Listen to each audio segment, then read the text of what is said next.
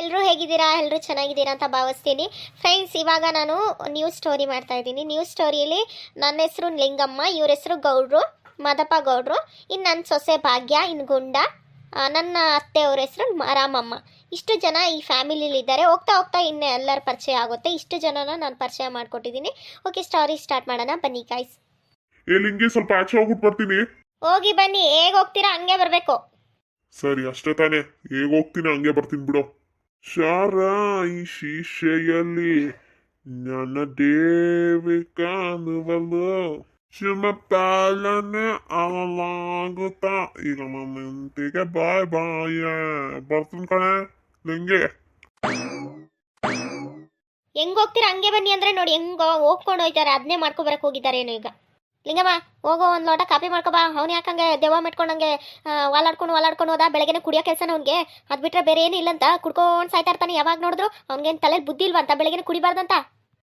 Coffee ಅಂತ coffee. ಭಾಗ್ಯ, ಒಂದೆರಡು ಲೋಟ ಕಾಫಿ ಮಾಡ್ಕೊಂಡು ಬಾ.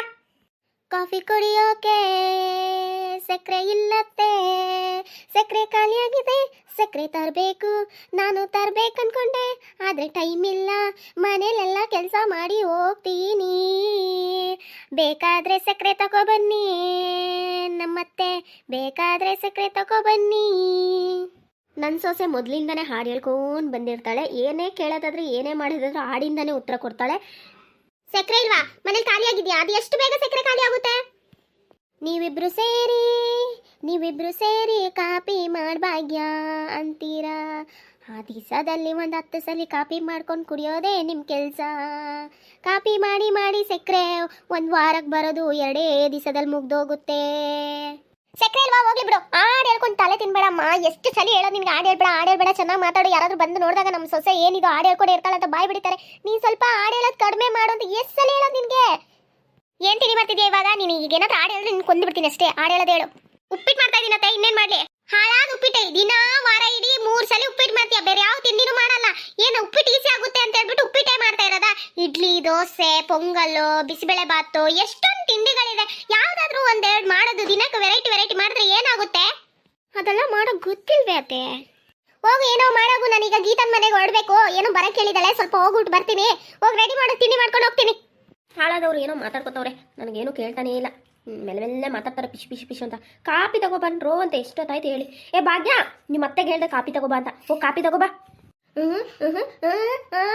ಖಾಲಿ ಆಗಿದೆ. ಸಕ್ಕರೆ ಖಾಲಿ ಆಗಿದೆ. ಕಾಪಿ ಇಲ್ವಾ ಈಗ? ಬೆಲ್ಲ ಹಾಕೊಂಡು ಕಾಪಿ ಮಾಡ್ಕೋಬಾ. ಇದೊಂದು ಅಜ್ಜಿ, ಬೆಲ್ಲ ನಮ್ಮ ಮನೇಲಿ ಯೂಸ್ ಮಾಡಲ್ಲ. ಏನದೆ? ಬೆಲ್ಲ ಯೂಸ್ ಮಾಡಲ್ಲ.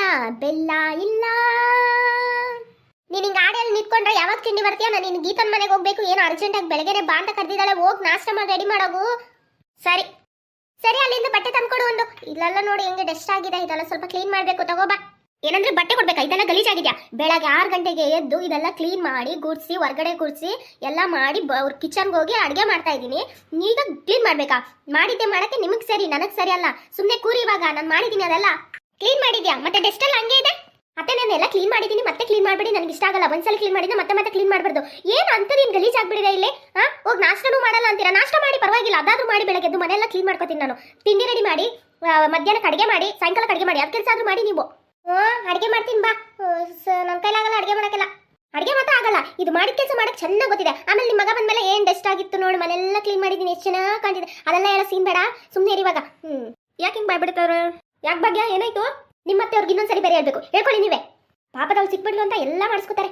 ಯಾಕೆ ಹುಡುಗಿ ಹಿಂಗೆ ಬರಬರ ಅಂತ ಓಡೋದ್ಲು? ನಾನೇನಂತೆ ಅವಳಿಗೆ ಕೋಪ ಮಾಡ್ಕೊಂಡು ಹೋಗೋಕ್ಕೆ? ಹಾಳಾದ ಹುಡುಗಿರು.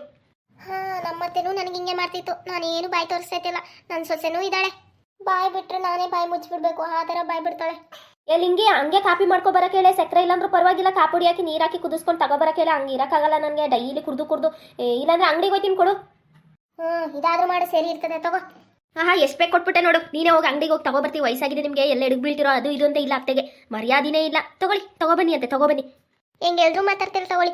1 kg ಸಕ್ಕರೆ ತಗೊಳ್ಳಿ ಸಾಕು. 1 kg ಅಷ್ಟೇ. ಇದು ನನ್ನ ದುಡ್ಡು. 100 ರೂಪಾಯಿಗೆ ಸಕ್ಕರೆ ತರಲ್ಲ? 100 ರೂಪಾಯಿಗಲ್ಲ, 1 kg ಸಾಕು. 1 kg. ಅವ್ರೇನು ದುಡ್ಡು ಕೊಟ್ಟಿಟ್ಟಿಲ್ಲ. ಇದು ನನ್ನ ಕೈಯಿಂದ ಕೊಡ್ತಾ ಇದ್ದೀನಿ. ಆಮೇಲೆ ಇಸ್ಕೋಬೇಕು. 1 kg ಅಷ್ಟೇ ತಗೋಬಾನಿ. 1 kg ಸಕ್ಕರೆ ಸಾಕಿತ್ತ ನಿನಗೆ? ಅದು 2 ದಿವಸನೂ ಬರೋದಿಲ್ಲ, ಖಾಲಿಯಾಗಿ ಹೋಗುತ್ತೆ. ಒಂದು 5 kg ಅಷ್ಟು ತರ್ತೀನಿ, ಕೊಡು ಒಂದೇ ಸಲ.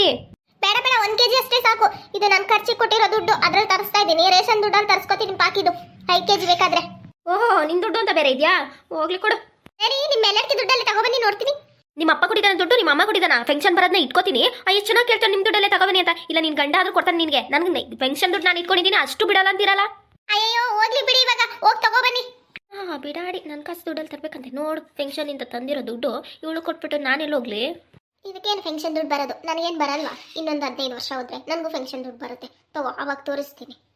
ಅತ್ತೆ, ನಾಷ್ಟ ರೆಡಿ ಆಗಿದೆ, ಬನ್ನಿ. ಉಪ್ಪಿಟ್ಟ ಹಾಕೊಂಡು ತಗೊಬಂದ್ಬಿಡು. ಅದಕ್ಕೊಂದು ಸ್ವಲ್ಪ ಮೊಸರು ಹಾಕೊಂಡು ತಂದ್ಬಿಡು. ಹಾ, ಮೊಸರು ಹಾಕಿ ಬರ್ಬೇಕಾ? ಸರಿ ಅತ್ತೆ, ಮೊಸರು ಇಲ್ಲತ್ತೆ. ಬರೀ ನಾನು ಹೆಂಗ್ ತಿನ್ಲಿ ಇವಾಗ ನಾನು ಅದು ಉಪ್ಪಿಟ್ಟನ? ಏನಿಲ್ಲತ್ತೆ, ಸ್ವಲ್ಪ ತುಪ್ಪ ಹಾಕಿದ್ದೀನಿ, ತಿನ್ಬಿಡಿ, ಏನಾಗಲ್ಲ. ಕೊಡು, ತಿಂತೀನಿ. ನನಗೆ ಮಧ್ಯಾಹ್ನಕ್ಕೆ ಅಡಿಗೆ? ಮಧ್ಯಾಹ್ನಕ್ಕೆ ನೆನೆ ಕಡಲೆ ಸಾಂಬಾರ್ ಇದೆ, ಸ್ವಲ್ಪ ಅನ್ನ, ಏನಾದರೂ ನೆಂಚ್ಕೊಳ್ಳೋಕ್ಕೆ ಆಮ್ಲೆಟ್ ಏನಾದರೂ ಮಾಡ್ತೀನಿ. ಆ ಸಾಂಬಾರ್ನ ನೆನ್ನೆ ಒಂದಿನಕ್ಕೆ ಆಗಷ್ಟು ಮಾಡ್ಕೊಳ್ಳೋದಲ್ವಾ, ಯಾಕೆ 2 ದಿನಕ್ಕೆ ಮಾಡ್ತೀಯಾ? ಅಯ್ಯೋ ಅತ್ತೆ, ಸಾಯಂಕಾಲ ಸಾರು ಸ್ವಲ್ಪ ಜಾಸ್ತಿ ಆಯಿತು, ಯಾರು ಊಟ ಮಾಡಿರಲ್ಲ. ಸಾರು ಮಿಕ್ತು, ಅನ್ನನೂ ಮಿಕ್ತು. ಅನ್ನ ಬೇಕಾದ್ರೆ ನಾನು ಚಿತ್ರಾನ್ನ ಮಾಡ್ಕೊಂಡು ತಿಂತೀನಿ, ನಿಮಗೆಲ್ಲ ಉಪ್ಪಿಟ್ಟು ಕೊಡ್ತೀನಿ ಅಂತ ಹೇಳ್ಬಿಟ್ಟು ಉಪ್ಪಿಟ್ಟು ಮಾಡ್ಕೊಂಡು ಬಂದಿದ್ದೀನಿ. ಹಾಂ, ನನಗೂ ಸ್ವಲ್ಪ ಚಿತ್ರಾನ್ನ ತರ್ಬೋದಿತ್ತಲ್ಲ. ಅತ್ತೆ, ಚಿತ್ರಾನ್ನ ನೀವು ತಿನ್ನಲ್ಲ ಅಂದ್ಕೊಂಡು ನಾನು ಉಪ್ಪಿಟ್ಟು ಮಾಡ್ಕೊ ಬಂದೆ. ಸರಿ ಆಯಿತು. ಅಂದಂಗೆ ಗೀತಾಕ್ಕನ ಮನೆಗೆ ಹೋಗ್ಬೇಕು ಅಂತ ಹೇಳಿದ್ರಲ್ಲ, ಏನಕ್ಕೆ ಇಷ್ಟು ಬೆಳಗ್ಗೆನೆ? ಅದು ನನಗೂ ಗೊತ್ತಿಲ್ಲ. ಬೆಳಗ್ಗೆನೆ ಬೇಗ ಬನ್ನಿ ಒಂದು ಸ್ವಲ್ಪ ಅಂತ. ನಾನು ಹೋಗೋತ್ತಿಗೆ ಇವಳನ್ನೂ ಕರ್ಕೊಂಡು ಹೋಗ್ಬೇಕು, ಪಾರು ಮತ್ತು ಲಕ್ಷ್ಮಿನೂ. ಏನೆಲ್ಲರೂ ಕರ್ಕೊಂಡು ಹೋಗಕ್ಕೆ ಹೇಳಿದ್ದಾರೆ, ನಾನು ಕರ್ಕೊಂಡು ಬನ್ನಿ ಅಂತ ಹೇಳಿಲ್ವಾ? ಹಾಂ ಹೇಳಿದ್ರು, ಬಾ. ಅಲ್ಲಿ ಪಾತ್ರೆ ತೊಳೆಯಕ್ಕಿಲ್ಲ ಅಂದೆ ಜನ, ನಡಿ ತೊಳಿಗ್ ಬಾ ಅಂತೆ. ಓ, ಹಾಗಾದ್ರೆ ನೀವು ಪಾತ್ರೆ ತೊಳೆಗೆ ಹೋಗ್ತೀರಾ? ಈಗೇನು ಪಾತ್ರೆ ತೊಳೆದು? ಎಲ್ಲ ಹಬ್ಬ ಮುಗ್ದೋಯ್ತಲ್ಲ. ಇನ್ಯಾವ ಹಬ್ಬ ಇದೆ? ಕ್ರಿಸ್ಮಸ್ ಮಾಡ್ತಾರ ಅವರು? ಅಯ್ಯೋ ಗೊತ್ತಿಲ್ಲ, ನಾನು ಸುಮ್ಮನೆ ಹೇಳ್ದೆ ನಿನಗೆ. ಅದೇನಕ್ಕೆ ಕರೆದಿದ್ದಾಳೋ ಗೊತ್ತಿಲ್ಲ. ಹೋದ್ಮೇಲೆ ಹೇಳ್ತೀನಿ ಬಂದು. ಸರಿ, ಹೋಗು, ಕೆಲಸ ಮಾಡ್ಕೊ. ಹಾಂ ಸರಿ. ಅಂದಂಗೆ ಭಾಗ್ಯ ಏನತ್ತೆ? ನಿಮ್ಮ ಮಾವ ಇವತ್ತು ಕುಡಿಯೋಕ್ಕೆ ಹೋಗಿದ್ದಾನಂತೆ.